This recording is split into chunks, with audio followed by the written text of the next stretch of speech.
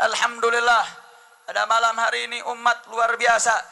Kehadiran semua hadir ke tempat ini tidak lain tidak bukan karena sebab mahabbah cinta kita kepada Nabi kita Sayyiduna Muhammad sallallahu alaihi wasallam. Saudara, ini kita datang kemari karena terdorong pengen dengar sejarah Nabi.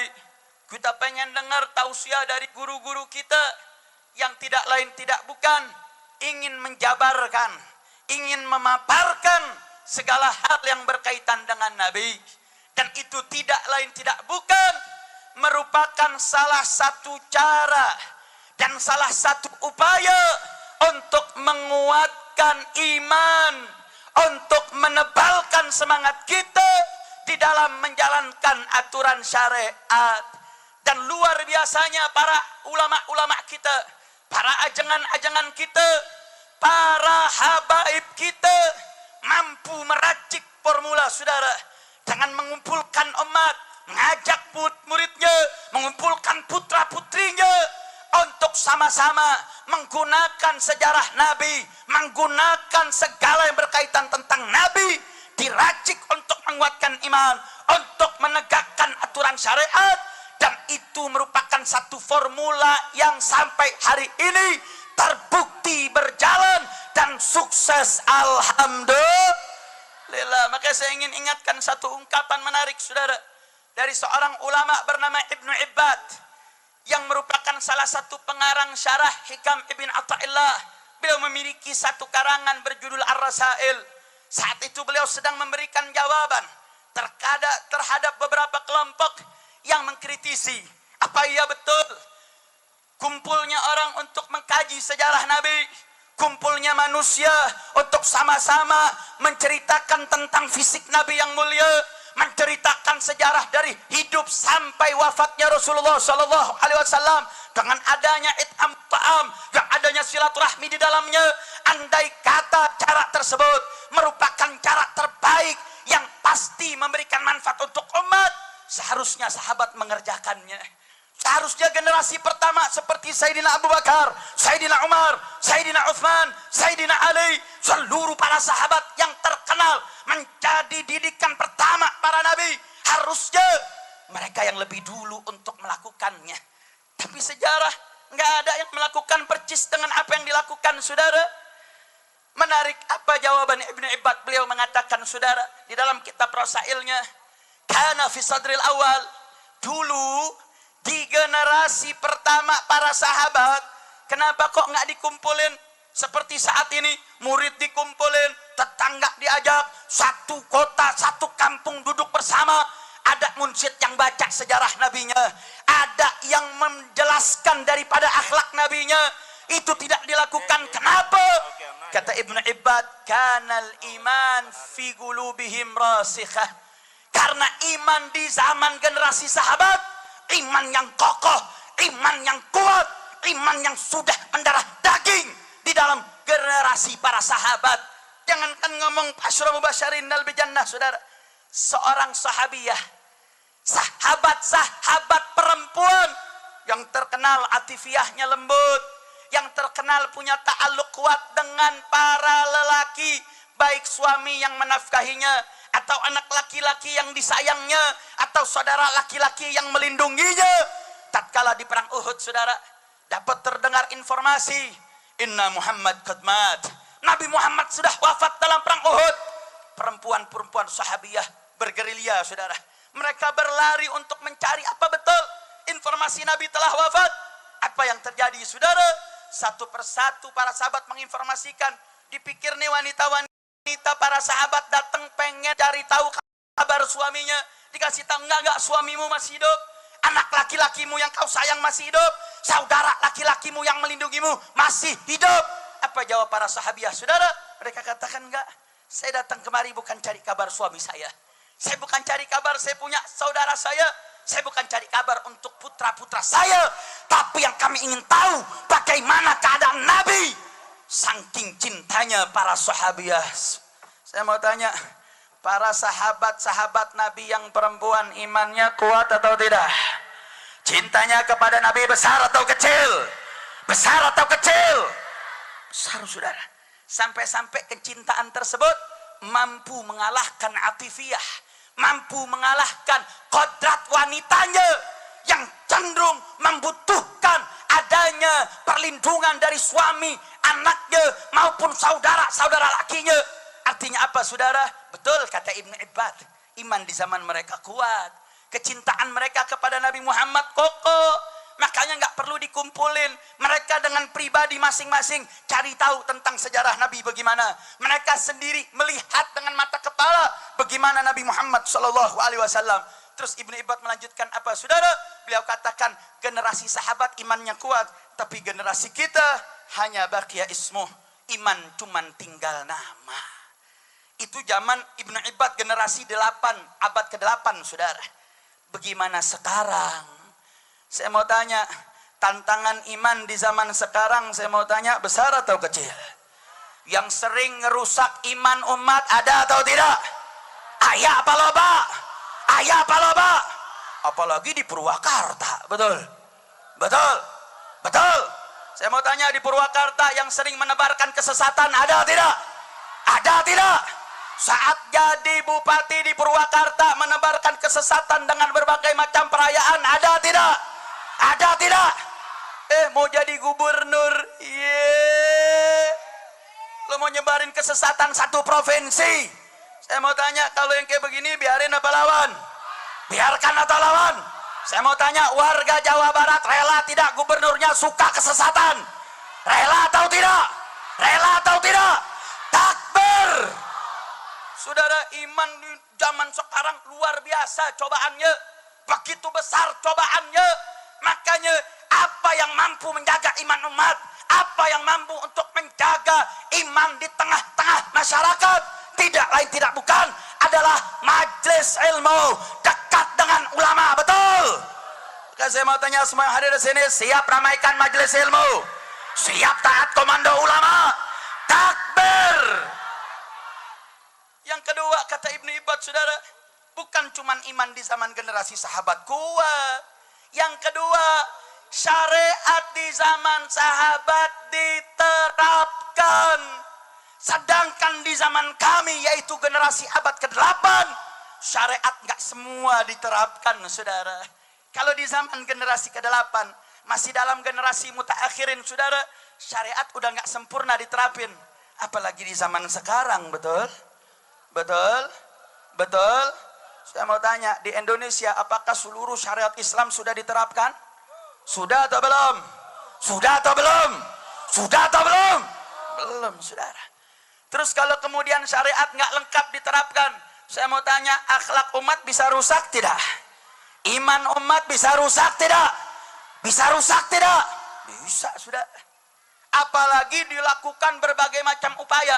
Makanya pantas, saudara, Nabi pernah mengingatkan, Nabi sudah pernah mengingatkan akan datang satu masa. Nabi mengatakan kepada umat, badiru bil amali salihah. Hei umatku, segerakan kalian melakukan amal-amal saleh. Emangnya kenapa ya Rasulullah? Karena akan datang fitnah. Fitanan kakita'il lailil mudhrim. Akan datang fitnah. Yang fitnah tersebut akan seperti gelap gulitanya malam. Saya mau tanya, kalau malam gelap gulita tanpa ada cahaya, apa bisa ngebedain warna putih dengan warna hitam? Bisa atau tidak? Bisa atau tidak? Nggak bisa, saudara. Nabi kasih gambaran, ntar akan datang satu zaman, dia dengan berbagai macam argumentasinya, kemusyrikan dianggap sebagai kebudayaan, kemusyrikan dianggap bagian daripada peninggalan leluhur. Mereka akan mengemas berbagai macam apa-apa yang merusak daripada keimanan umat dengan dasar kearifan lokal. Dengan dasar ini adalah peninggalan leluhur sejarah yang ada di wilayah masing-masing. Saya mau tanya, yang Nabi sampaikan 1400 tahun yang lalu, saat ini di negeri kita, di provinsi kita, di wilayah kita, saya mau tanya, yang suka buat fitnah menebar kemusyrikan ada tidak? Ada tidak? Ada tidak? Makanya Nabi kasih tahu badirul bil amal, buru-buru segera beramal, jangan tunda-tunda. Jangan ditunda-tunda ngaji, entar sok, entar aja, tunggu tua dulu. Saya kan masih muda, umur saya kan masih banyak. Mabok dulu. Main judi dulu, main judi. Saya mau tanya, ada nggak yang begitu? Ada tidak? Ada tidak? Makanya mudah-mudahan nih semua yang hadir di sini nih, yang mayoritas banyak yang hadir anak-anak muda, mudah-mudahan anak-anak muda kita jadi anak muda yang solihin dan solehat. Percis seperti nama majelisnya Minhajus Solihin.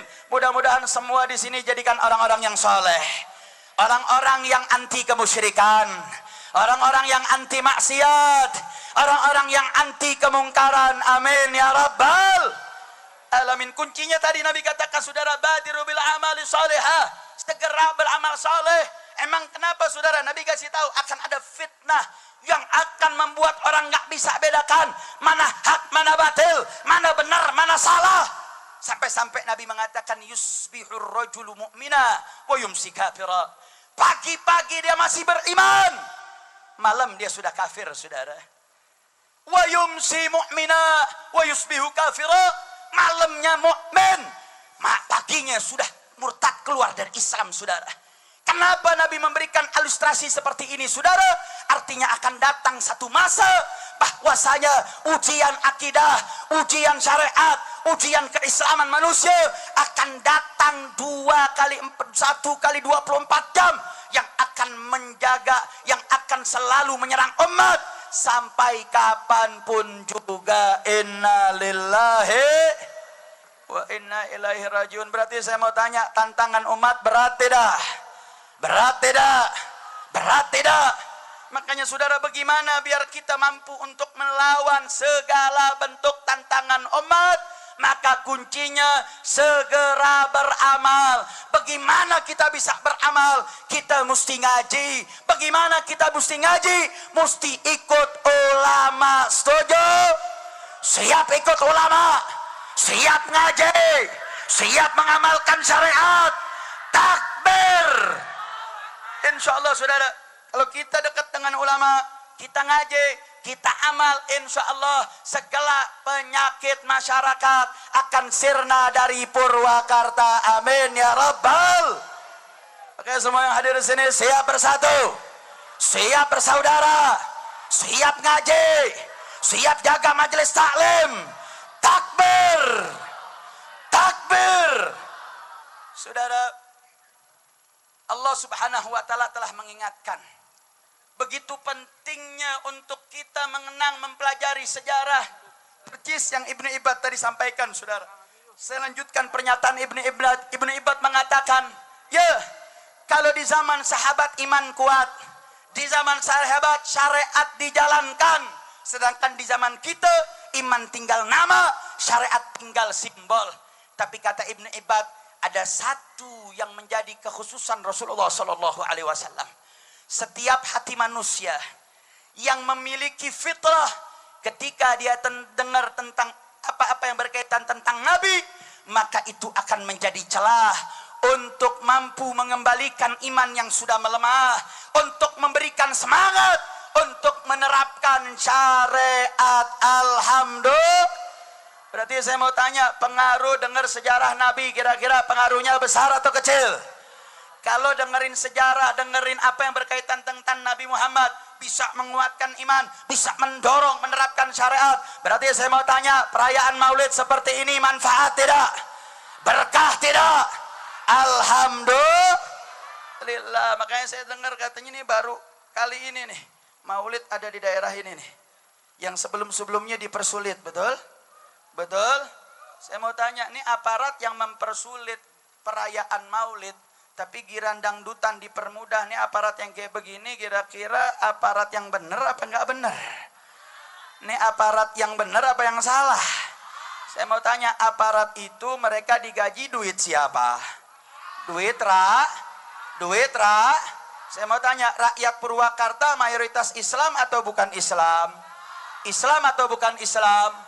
Saya mau tanya, perayaan Maulid bagus tidak buat umat Islam? Manfaat tidak buat umat Islam? Berarti saya mau tanya, perayaan Maulid seperti ini harusnya didukung atau ditolak? Didukung atau ditolak? Berarti kalau ada pejabat yang suka melarang perayaan Maulid, dukung apa jangan? Dukung apa jangan? Takbir. Kayaknya mudah-mudahan di Purwakarta akan dipilih pemimpin yang taat kepada Allah. Amin. Pemimpin yang cinta kepada Rasulullah. Amin. Pemimpin yang gak suka kemusyrikan. Amin. Pemimpin yang gak dibelain sama yang demen kemusyrikan. Amin. Lu amin ini berat banget lu. Amin. Amin. Ya Rabbal. Saya mau tanya semua yang hadir sini, siap bersatu, siap bersaudara, siap terapkan syariat, siap kuatkan iman. Takbir. Katanya saudara, Allah Subhanahu wa taala telah memberikan satu role model bagaimana kekuatan kita mengkaji sejarah umat terdahulu mampu menguatkan iman. Bahkan gak sampai di situ saudara, mampu untuk membuat gerakan yang mampu menumbangkan kezaliman. Di mana Allah Subhanahu wa taala menceritakan kisah Nabi Musa alaihissalam. Walaqad arsalna Musa bi ayatina an akhrij qaumaka minadh dhulumati ilan nur wa dzakkirhum bi ayyamillah. Allah Subhanahu wa taala telah mengingatkan, walaqad arsalna Musa bi ayatina, sungguh telah kami mengutus Nabi Musa dengan mukjizat-mukjizat, dengan hujah demi hujah. Untuk apa Nabi Musa diutus dengan diberikan mukjizat dan hujah? Untuk tujuannya apa saudara? Untuk mengeluarkan kaumnya dari kezaliman. Dengan cara apa? Allah katakan wadzakirhum bi ayamillah. Ingetin mereka ya Muhammad dengan segala macam hari-hari besar Allah. Mengingatkan mereka tentang nikmat dan ujian yang pernah terjadi di generasi sebelummu ya Muhammad. Tujuannya apa? Dengan mengkaji sejarah maka akan timbul semangat umat. Dengan mengkaji sejarah akan kuat imannya umat. Dengan mengkaji sejarah akan kuat semangat menerapkan syariat. Kalau sudah imannya kuat, syariatnya kuat, insya Allah sebesar apapun kekuatan kezaliman, sebesar apapun kekuatan kemusyrikan, insya Allah yang hak pasti menang, yang batil pasti akan sirna. Betul? Betul? Berarti saya mau tanya, yang suruh mengingat-ingat sejarah itu kiai atau Allah? Dari ayat tadi saya mau tanya, ayat Al-Quran itu kalam manusia atau kalamullah? Jawab yang keempat, ayat Al-Quran kalam manusia atau kalamullah? Saya mau tanya, ayat Al-Quran itu ucapan kiai atau firman Allah? Ucapan Habib atau firman Allah? Allah yang menyampaikan dalam ayat tersebut, wa dzakirhum bi ayamillah. Ingatkan mereka tentang sejarah hari-hari besar Allah, maka akan mampu untuk mengeluarkan umat dari kegelapan menuju cahaya Allah. Berarti saya mau tanya, yang mengajarkan kita untuk berpaut kepada sejarah, mempelajari sejarah, itu ucapan kiai atau firman Allah? Ucapan kiai atau firman Allah? Firman Allah saudara. Saya mau tanya, firman Allah mungkin benar atau pasti benar? Firman Allah mungkin benar atau pasti benar? Mungkin benar atau pasti benar? Yakin dengan firman Allah? Percaya dengan firman Allah? Takbir. Allah yang jamin saudara, kalau kita betul-betul kaji sejarah Nabi, maka itu mampu untuk melahirkan kekuatan iman, semangat penerapan syariat. Maka kalau sudah yang hak datang, pasti yang batil akan sirna. Alhamdulillah. Makanya Allah Subhanahu wa taala sudah buat jaminan saudara. Ketika Allah Subhanahu wa taala mengatakan qul ja'al haq wa zahaqal batil innal batila kana zahuqa. Ya Muhammad, katakanlah kalau sudah yang hak datang, niscaya yang batil akan sirna.